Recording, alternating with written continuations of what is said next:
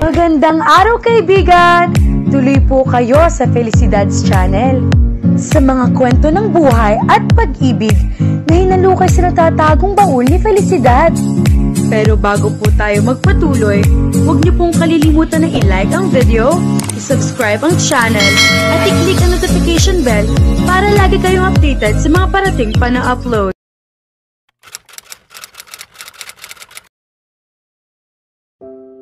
Pagdating ko sa aming mansyon, ipinarada ko ang kotse at lumingon sa tabi ko. Naroon si Crystal, mahimbing na natutulog.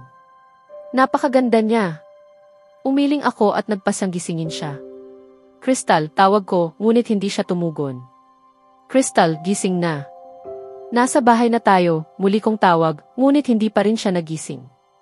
Crystal, ulit ko at bahagya kong nyugyog ang kanyang braso upang magising. Ngunit sa halip na magmulat ng mata, tila nainis siya at nagsalita ng paungol. Hayaan mo akong matulog, anya, hindi pa rin dumidilat. Napabuntong hininga ako, bumaba ng sasakyan at nagtungo sa kanyang panig. Pagkatapos kong huminga ng malalim, inalis ko ang kanyang seatbelt at marahang binuhat siya sa aking mga bisig. Habang karga siya, dahan-dahan akong naglakad papasok sa mansyon. Nang makarating ako sa tapat ng kanyang silid, binuksan ko ang pinto at maingat ko siyang inilapag sa kama. Inalis ko rin ang kanyang mga tsinelas. Nang magawa ko iyon, tila mas naging maayos ang kanyang pagtulog. Napatingin ako sa kanyang sugatang daliri sa paa at napailing ng may inis. Napakabulagsak talaga ng babaeng ito. Nagsimula akong maghanap ng first aid kit, ngunit hindi ko ito makita, kaya't nagtungo ako sa aking silid upang kunin ang aking. Pagkabalik ko sa kanyang silid, umupo ako sa tabi ng kanyang kama at sinimulang linisin ang kanyang sugat. Pagkatapos kong linisin ito, nilagyan ko ng pamahid. Nang matapos ako, tumingin ako sa kanya. Mahimbing siyang natutulog, payapa ang mukha. Napangiti ako. Marahan kong hinaplos ang kanyang buhok. Napakalambot ng mga ito. Napangiti akong muli at patuloy na hinaplos ang mga iyon. Napakaganda mo, Crystal, sa loob at labas, mahina kong sambit bago ko inalis ang aking kamay sa kanyang buhok. Wala pang sinumang mas maganda kaysa sa iyo, muli kong bulong bago lumabas ng kanyang silid. Ngunit bago iyon, tinakpan ko muna siya ng kumot at inayos ang temperatura ng aircon. Pagpasok ko sa aking silid, agad akong nagpalit ng damit at humiga sa kama. Napangiti ako habang inaalala ang mga pangyayari ngayong araw. Lahat ay naging maayos, maliban lamang sa mga paparazzi na nakakita sa amin ni Crystal. Bagamat hindi nila malinaw na nakita ang mukha ni Crystal, alam kong bukas ay magsusulputan ang kung ano-anong balita tungkol sa amin. Napabuntong hininga ako at tumagilid. Sa mga ganoong iniisip, ako'y nakatulog. Pananaw ni Crystal. Napasimangot ako sa nakakairitang tunog ng alarm clock na hindi man lang tumitigil. Napabuntong hininga ako, bumangon mula sa mahimbing na tulog at pinatay ang alarm. Araw ng linggo ngayon. Walang klase, walang opisina. Salamat naman. Napangiti ako sa isiping iyon, ngunit agad ding sumimangot. Kagabi, nasa kotse ako kasama si Dante. Paano ako nakarating dito sa silid ko? Wala akong maalala tungkol sa pag-akyat o pagtulog dito. Pinilit kong alalahanin ang nangyari kagabi, ngunit wala akong naalala. Naiinis ako sa sarili ko. Tumayo ako at nagtungo sa banyo upang asikasuhin ang sarili. Pagkatapos kong maghanda, napagpasyahan kong bumaba. Ngunit bago ako makalabas ng silid, nakatanggap ako ng mensahe sa WhatsApp. Dahil likas akong mausisa, agad ko itong binuksan. Mensahe iyon mula sa group chat ng mga empleyado ng Razon Industries, kung saan kabilang din ako. Pagbukas ko ng mensahe, tumambad sa akin ang litrato ni Dante. May buhat na isang babae sa kanyang mga bisig. Nang tiningnan ko ng mabuti, ako pala iyon. Ano bang nangyayari? Bigla kong naalala ang nangyari kagabi, ang mga paparazzi na nakakita sa amin habang umaalis.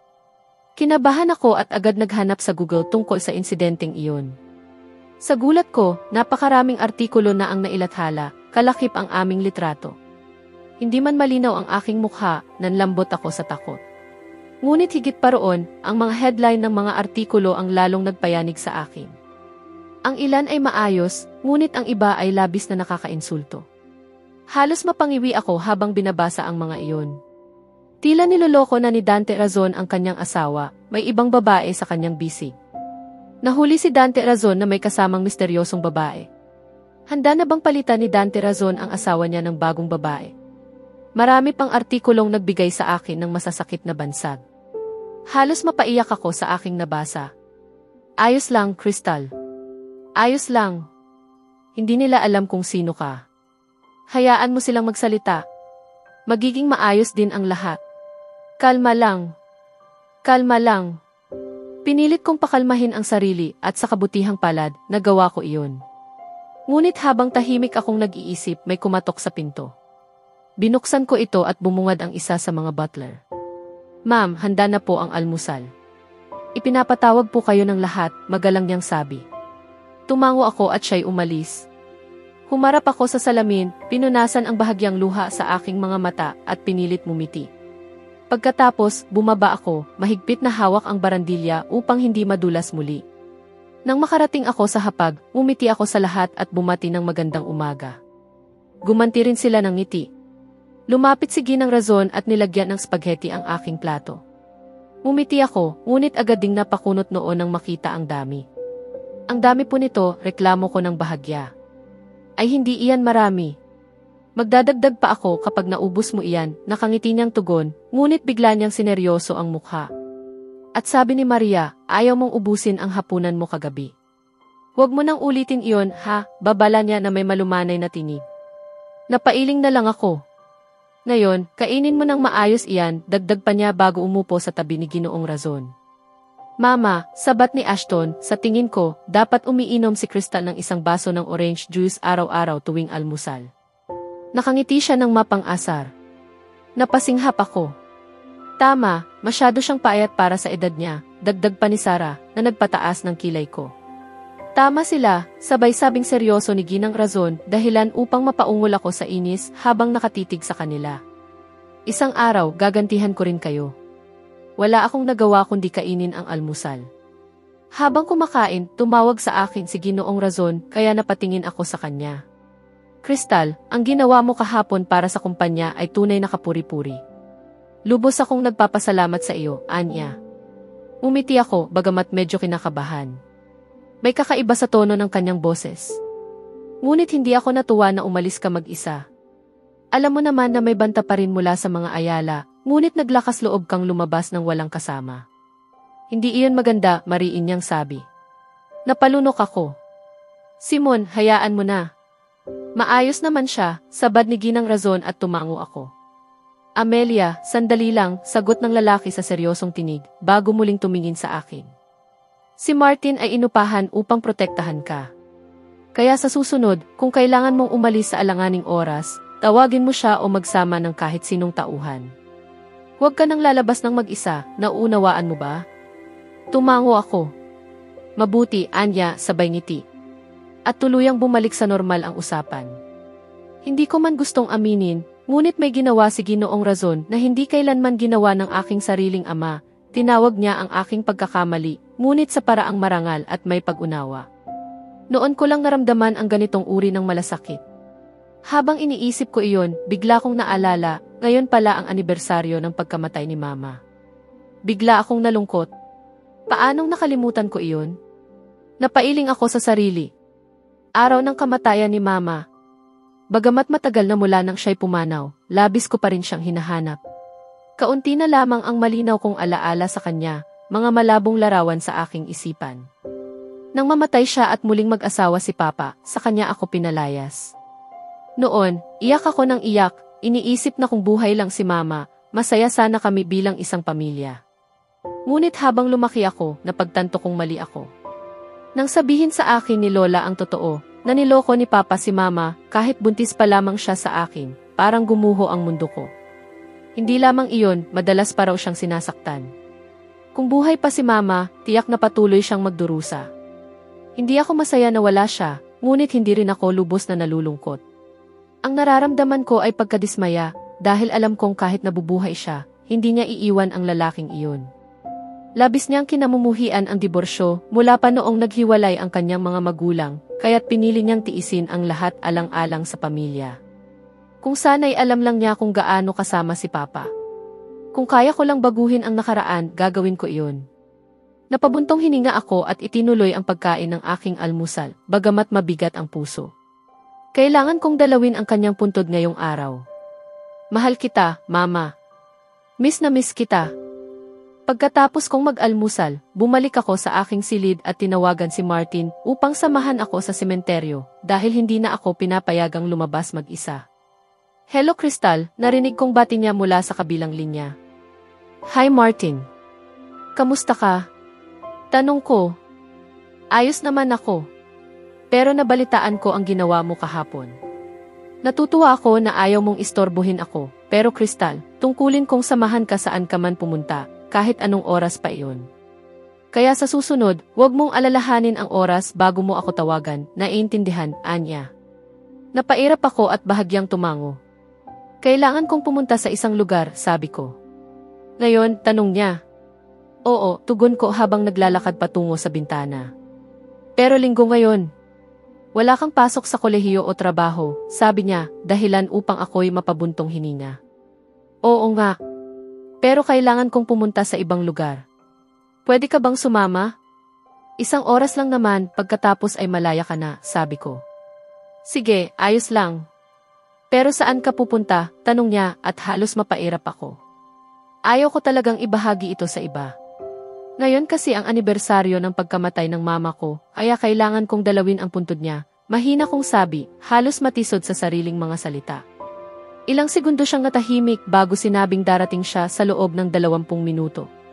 Pagkatapos noon, ibinaba ko ang telepono at nagpalit ng damit. Nang matapos, sinuklay ko ang aking buhok at tumingin sa salamin.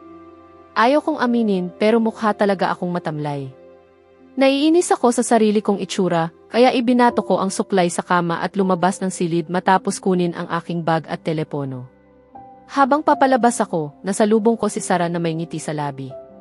Gumanti ako ng ngiti. May pupuntahan ka ba? Tanong niya habang nakataas ang kilay. Oo, sagot ko. Mag-isa, tanong niya muli na may bahid ng pagsusuri sa tinig. Hindi, si Martin ang sasama sa akin, tugon ko.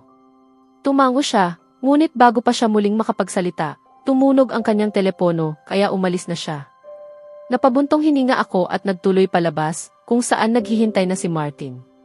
Pagdating namin sa sementeryo, tila nanlamig ako sa lugar. Hindi ko talaga gustong naroon, laging maihatid itong kaba at lungkot sa akin. Pwede bang dito ka na lang muna maghintay? Gusto kong pumunta ng mag-isa, sabi ko. Bagamat may alinlangan siya sa una, pumayag din siya kalaunan. Ninitian ko siya ng bahagya bago ako tumuloy sa loob. Nang marating ko ang puntod ni Mama, agad kong naramdaman ang pamumuo ng luha sa aking mga mata. Umupo ako sa tabi ng kanyang lapida at inilapag ang dala kong bulaklak sa harap ng kanyang pangalan. Hey Ma, mahina kong bati, kasabay ng ngiting may halong luha. Kamusta ka na? Tanong ko habang marahang hinahaplos ang kanyang pangalan. Alam mo, ayos naman ako. Pero miss na miss kita, sabi ko na may maliit na ngiti sa labi. Pero alam kong nasa mapayapang lugar ka na ngayon, malayo sa lahat ng kaguluhan, dagdag ko habang naaalala ang mga pagkakataong umiiyak si Lola dahil sa kanya. Alam mo, Mama, si Lola, madalas ka pa rin niyang alalahanin noong nabubuhay pa siya. Hindi lang siya pati ako.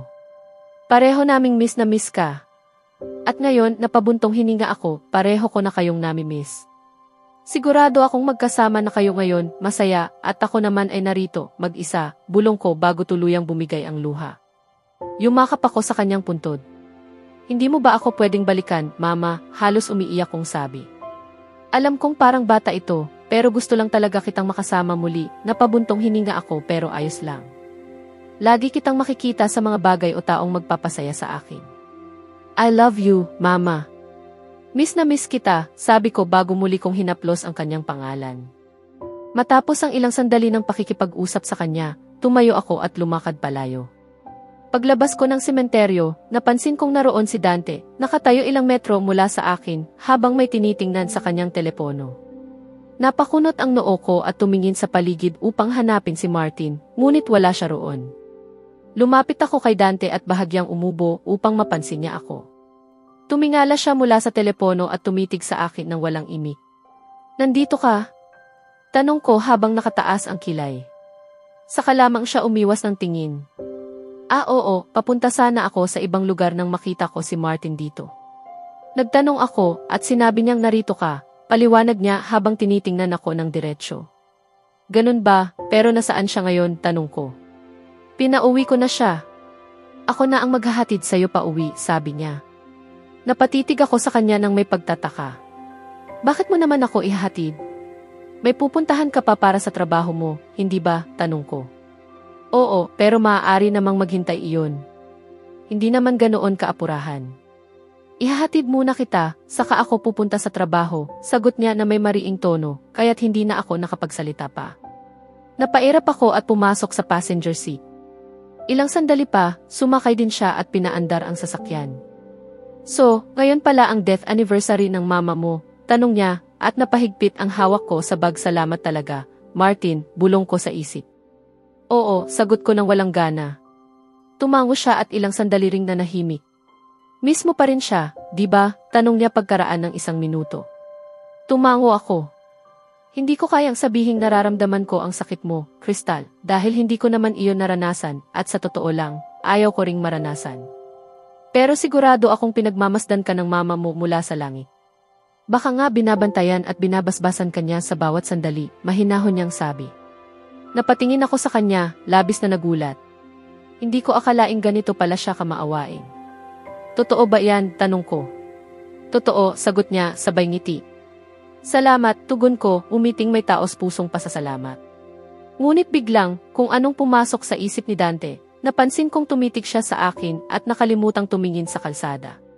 Nanlaki ang mga mata ko sa gulat at bahagyang hinaplos ang braso niya. Tumingin ka sa daan, Dante, sabi kong may kaba. Parang natauhan siya at agad muling nagtuon sa pagmamaneho. Pasensya na, sabi niya, umiwas ng tingin.